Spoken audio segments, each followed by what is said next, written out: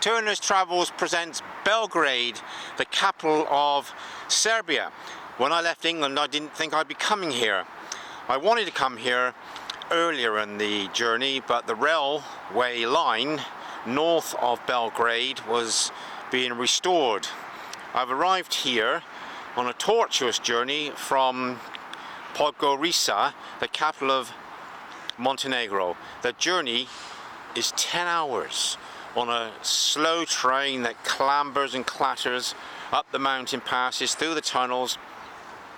The train's very old and the toilets are to match, and it's not a very pleasant experience being on that train. I must say it's the worst train in Europe hitherto, and the Serbians try to avoid trains because the buses are far better. They know the trains are very slow, dirty and old.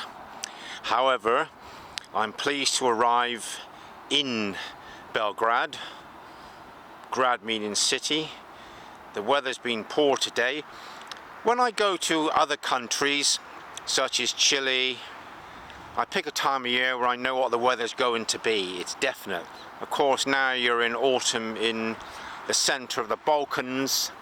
It can be summer like it was yesterday and the day before, and then rainy and cold, and the leaves are changing color.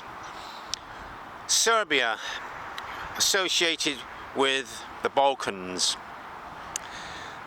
In the Butler model, this will never go beyond stage 2.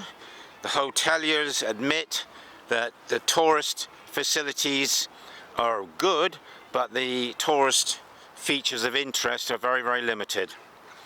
And this is the pinnacle of the tourist attraction, this massive fort complex, the citadel, which overlooks the river. And you've got a, by and large here, an 18th century fortification which is perched high above the river, which has a lot of commercial, industrial barges. And this castle has got relics from what I presume would be the war in the Balkans in the 1990s.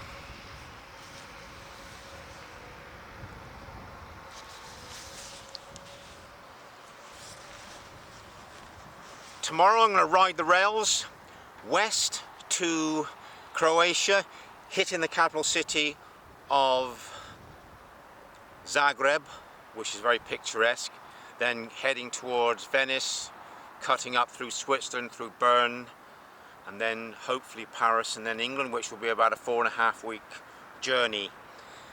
The natives, locals of these European countries are quite surprised that I've come so far by train.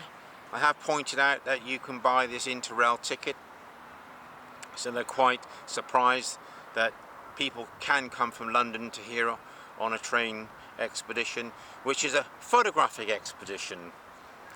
The town of Belgrade, city I should say, has got a lot of hotels around the original station, but what really threw me for the first time, the original station is closed. They're relocating it.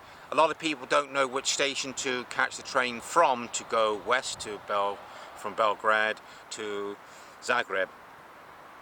What you do to get to the tourist town, you climb up the hill and you arrive at a shopping area which has got the exclusive shops, which turns into a wide pedestrian area, and it empties out onto this fortified part of the city. So geographically speaking, it's very interesting because the original city once again is on a high promontory overlooking the river, defensive, commanding the waterway, and the older part of the town is near this fort. But I will be quite honest, I don't think in my experience that I really appreciate or like the communist type of drab architecture which is quite characteristic of this part of the world. I'm pleased to be here. I'm looking forward to riding the rails. So it's Michael Turner saying ciao for now as we just hold the camera while I walk out of shot.